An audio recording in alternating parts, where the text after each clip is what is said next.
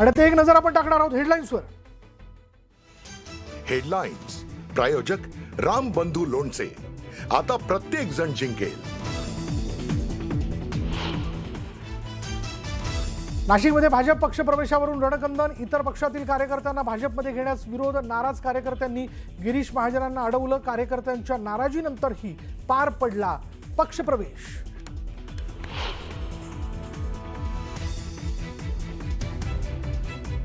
पक्षप्रवेशाला माझा विरोध नाही, पण आज जे घडलं ते आवडलं नाही. पक्षप्रवेशावर बोलताना देवयानी फरांदे भाऊक.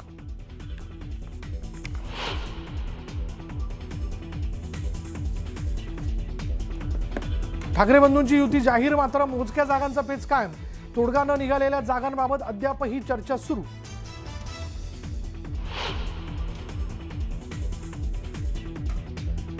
नवी मुंबईत भाजप शिवसेनेच्या समितीची बैठक. मंदा मात्र शिवसेनेच्या नेत्यांसोबत बसल्यानं चर्चेला उधाण.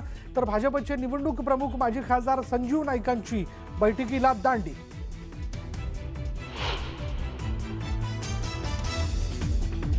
प्रशांत जगतापांच्या काँग्रेस प्रवेशाच्या मुद्द्यावरनं पुणे काँग्रेस पदाधिकाऱ्यांमध्ये नाराजीचा सूर. जगतापांनी प्रवेश केल्यास काँग्रेस नगरसेवक भाजपच्या वाटेवर जाण्याची शक्यता.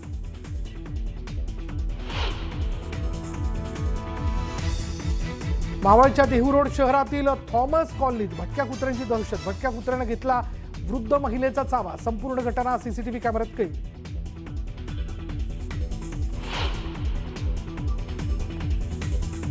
आणि पुण्यात पुन्हा गुंडांची दहशत. पुण्याच्या वारजे परिसरात वाहनांची तोडफोड. संपूर्ण घटना सीसीटीव्ही कॅमेऱ्यात कैद.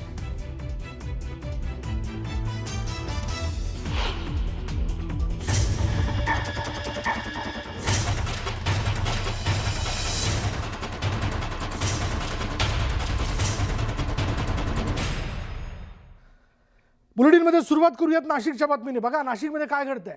नाशिक भाजपमध्ये आज पक्षप्रवेशावरनं नाट्यमय घडामोडी घडल्यात. होय, नाट्यमय घडामोडी. मंत्री गिरीश महाजनांच्या उपस्थितीत शिवसेना, उभाटा, मनसे आणि राष्ट्रवादीतल्या स्थानिक नेत्यांचा प्रवेश झाला खरा. मात्र या पक्षप्रवेशाला भाजप आमदार देवयानी फरांदेंकडून विरोध करण्यात आला.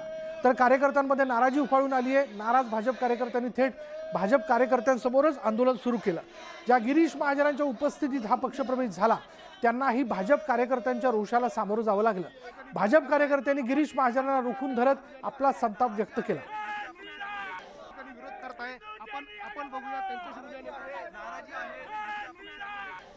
दरम्यान भाजपमध्ये कोणकोणत्या नेत्यांचा पक्षप्रवेश झाला बघा, एक नजर टाकूया. त्यामध्ये भाजपमध्ये शिवसेना उभाटाचे नेते यतीन वाघ, शिवसेना उभाटाचे नेते विनायक पांडे, काँग्रेसचे नेते शाहू खैरे, राष्ट्रवादी शरद पवार पक्षाचे नेते नितीन भोसले, मनसे नेते दिनकर पाटलांनी भाजपमध्ये पक्षप्रवेश केला.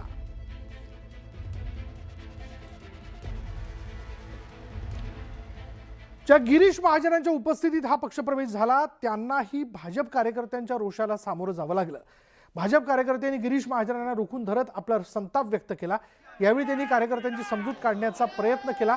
तसंच पक्षप्रवेश झाला म्हणजे पालिकेचं तिकीट मिळालं असं होत नाही. तिकीट वाटपाचा निर्णय पक्षश्रेष्ठींसोबत चर्चा करून घेतला जाईल असंही त्यांनी सांगितलं.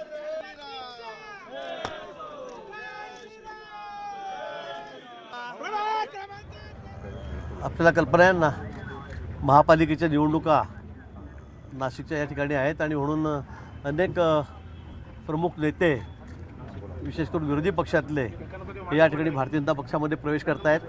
त्यामध्ये विशेष करून शाहू खैरे या ठिकाणी आहेत,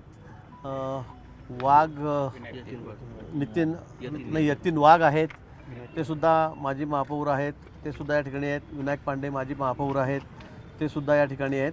आणि दिनकर पाटील त्यांचा मनसेतून त्याच्या या ठिकाणी भारतीय जनता पक्षामध्ये येत आहेत. त्यांचा मुलगा पण आहे. असे त्यांच्यासोबत अनेक शेकडो कार्यकर्ते, प्रमुख कार्यकर्ते, विरोधी पक्षातले प्रमुख पदाधिकारी हे आज भारतीय जनता पक्षामध्ये थोड्याच वेळामध्ये या ठिकाणी प्रवेश करतात.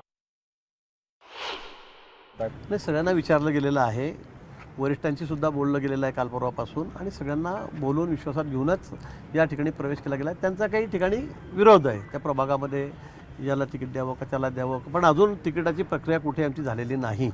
अजून आमची शिवसेनेची बोलणीसुद्धा सुरू आहेत, त्या बाबतीत वाटाघाटी झालेल्या नाहीत. अजून आमचे तिकीट या ठिकाणी वाटले गेलेले नाहीत आणि स्वतः मुख्यमंत्री महोदय नाशिकमध्ये या ठिकाणी लक्ष घालणार आहेत. त्यामुळे अजून तिकीट कुठेही वाटले गेलेले नाहीत. फक्त पक्षामध्ये प्रवेश त्या सगळ्या लोकांचा या ठिकाणी प्रमुख पदाधिकाऱ्यांचा होतोय. दरम्यान पक्षप्रवेशाला विरोध करणाऱ्या देवयानी फरांदे कार्यकर्त्यांना डावलल्याचं म्हणत भाऊक झाल्या. गहिवरून येण्याचं कारण महत्त्वाचं म्हणजे मी एक अतिशय सामान्य कार्यकर्ती आहे आणि माझ्या डोळ्यासमोर जर कार्यकर्त्यांना बळी दिला जात असेल तर हे काही बरोबर मला वाटलं नाही. जे आज पक्षामध्ये आलेले आहेत, पक्षाची वरिष्ठ पदाधिकारी म्हणून मी त्यांचं स्वागत करते, पण आज जे काही घडलं ते मला काही आवडलेलं नाही आहे. अदरवाईज कोणाच्या पक्षाला, कोणाचा पक्षप्रवेशाला विरोध करण्याचं कारण नाही. कार्यकर्त्याच्या पाठीशी मला असं वाटतं की जे वर्षानुवर्ष कार्यकर्ते काम करतात आणि जर निवडून येण्याचे संकेत आपल्याला दिसत आहेत तसं लोकप्रतिनिधी म्हणून मला वाटत होतं की ह्या ठिकाणी बाहेरून आलेला 1 आणि त्याच्याबरोबर 3 दिले तर निश्चित स्वरूपामध्ये पक्ष विजयी होईल. दरम्यान गिरीश महाजन यांच्यावर नाराज नसून त्यांना पक्षप्रवेशाबाबत चुकीचं ब्रीफ करण्यात आल्याचं देवयानी फरांदे यांनी म्हटलंय. नाही, सगळ्यांना विचारलं गेलेलं आहे, वरिष्ठांशी सुद्धा बोललं गेलेलं आहे काल परवापासून आणि सगळ्यांना बोलून विश्वासात घेऊनच या ठिकाणी प्रवेश केला गेला आहे. त्यांचा काही ठिकाणी विरोध आहे, त्या प्रभागामध्ये याला तिकीट द्यावं का त्याला द्यावं, पण अजून तिकिटाची प्रक्रिया कुठे आमची झालेली नाही. अजून आमची शिवसेनेची बोलणीसुद्धा सुरू आहेत, त्या बाबतीत वाटाघाटी झालेल्या नाहीत. अजून आमचे तिकीट या ठिकाणी वाटले गेलेले नाहीत आणि स्वतः मुख्यमंत्री महोदय नाशिकमध्ये या ठिकाणी लक्ष घालणार आहेत. त्यामुळे अजून तिकीट कुठेही वाटले गेलेले नाहीत. फक्त पक्षामध्ये प्रवेश त्या सगळ्या लोकांचा या ठिकाणी प्रमुख पदाधिकाऱ्यांचा होतोय. तुमची आणि फरांदेताईंची बैठक झाली, त्यांचा विरोध मावळ आता फरांदेताईंचा नाही, मावळेल थोडा वेळ असतो राग, पण मी त्यांना सांगितलं की अजून आपण कोणालाही तिकीट दिलेलं नाही. असं काही प्रवेश केला म्हणजे तिकीट दिलं असं नाही आहे. मी गिरीश महाजन साहेबांवरती अजिबात नाराज नाही. त्यांना चुकीच्या पद्धतीने ब्रीफ केलं गेलेलं आहे आणि काही दलाल आणि ज्यांचा काही स्वार्थ की आपल्याच घरात काही तिकीटं मिळावी या स्वार्थातून या सगळ्या विषयाचं राजकारण झालेलं आहे. महानगरपालिका निवडणुकीसाठी नियुक्त करण्यात आलेले भाजप आमदार किशोर जोरगेवार यांना निवडणूक प्रमुख पदावरून हटवण्यात आले. मात्र अवघ्या काही तासातच पुन्हा त्यांची निवडणूक प्रमुखपदी नियुक्ती करण्यात आली आहे. भाजपचे प्रदेशाध्यक्ष रवींद्र चव्हाण यांच्याकडून नियुक्तीपत्र जारी करण्यात आलेलं आहे. किशोर जोरगेवार आणि भाजपचे नेते सुधीर मुनगंटीवार यांच्यात पक्षांतर्गत सुप्त संघर्ष सुरू असल्याचं बोललं जात आहे. त्यातूनच जोरगेवारांच्या नियुक्तीबाबत हा प्रकार घडल्याचं बोललं गेलं आहे. त्यामुळे जोरगेवार यांची सुरुवातीला नियुक्ती करण्यात आली होती, त्यानंतर त्यांना या पदावर हटवण्यात आलं आणि पुन्हा त्यांची नियुक्ती करण्यात आल्याचं आपण पाहतोय. मोठी बातमी, अवघ्या काही तासातच पुन्हा त्यांची निवडणूक प्रमुखपदी नियुक्ती करण्यात आली. भाजपचे प्रदेशाध्यक्ष रवींद्र चव्हाण यांच्याकडनं जारी करण्यात आलेलं नियुक्तीपत्र समोर आणण्यात आलेलं आहे. किशोर जोरगेवार आणि भाजपचे नेते सुधीर मुनगंटीवार यांच्यात पक्षांतर्गत सुप्त संघर्ष सुरू असल्याचं बोललं जात आहे आणि त्यातूनच जोरगेवारांच्या नियुक्तीबाबत हा प्रकार घडल्याचं बोललं गेलं. त्याच्यावर पहिले मुद्दा असा आहे की त्यांची प्रमुख म्हणजे निवडणूक प्रमुख पदावरती नियुक्ती करण्यात आली, मग पुन्हा त्यांना का हटवण्यात आलं आणि परत एकदा त्यांची नियुक्ती काही तासातच म्हणजे 24 तासात कशी करण्यात आली. आपल्याबरोबर चंद्रपूरचे भाजप निवडणूक प्रमुख आमदार किशोर जोरगेवार आहेत. किशोर जोरगेवारजी, थेट पहिला प्रश्न, सुरुवातीला आपली नियुक्ती करण्यात आलेली होती आणि दुसऱ्यांदा तुम्हाला या पदावर हटवण्यात आलं, नेमकं काय कारण होतं? एक तर पहिली गोष्ट अशी आहे की माझी नियुक्ती झाली होती, या पदावरून मला हटवण्यात आलं होतं, हे मला असं कुठेही लेखी काही मिळालं नव्हतं.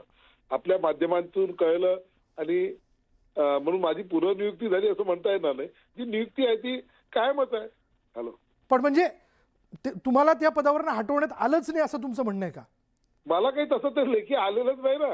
आता नवीन एक मेल आलेला आहे आमच्या अध्यक्षांच्याकडे की माझी मी निवडणूक प्रमुख आहे आणि माननीय त्यांच्या मार्गदर्शनामध्ये ही निवडणूक करायची आम्हाला. बरं, अशा पद्धतीने मेल आहे. मग तांत्रिकदृष्ट्या किशोरजी जर विचार केला तर तुमची नियुक्ती आत्ता झाली होती की पहिलेच करण्यात आली होती, नेमकं काय? पहिलेच अगोदर झालेली आहे माझी नियुक्ती. एक गैरसमज पसरला होता, त्याच्यामध्ये संचेती आमचे निरीक्षक होते.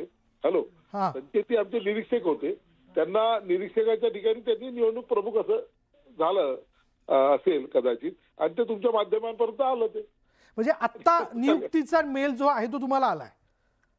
हा, पहिलेही आलेला होता, आता पुन्हा एक नव्याने मेल आलेला आमच्या अध्यक्षांच्याकडे बर. की निवडणूक प्रमुख म्हणून मीच राहणार आहे, हा. मीच होतो, मीच राहणार आहे, हा, अशा पद्धतीचा तो मेल आहे. म्हणजे जो गैरसमज दूर करण्यासाठी म्हणून तो प्रदेशाने क्लिअर केलेला तो मेल आहे. बरं बरं, धन्यवाद आमच्याशी बोलल्याबद्दल. तर किशोर जोरगेवार यांची प्रतिक्रिया आपण जाणून घेतली. त्यांनी असं म्हटलं होतं की माझी नियुक्ती जी ती करण्यात आलेली आहे, पण त्या संदर्भातला तांत्रिकदृष्ट्या जो महत्त्वाचा मेल आहे तो पुन्हा म्हणजे आत्ता जो आहे तो परत एकदा पाठवण्यात आल्याचं त्यांनी स्पष्टीकरण देऊ केलेलं आहे. त्यांना हटवण्यात आलेलं नव्हतं असं त्यांचं म्हणणं आहे.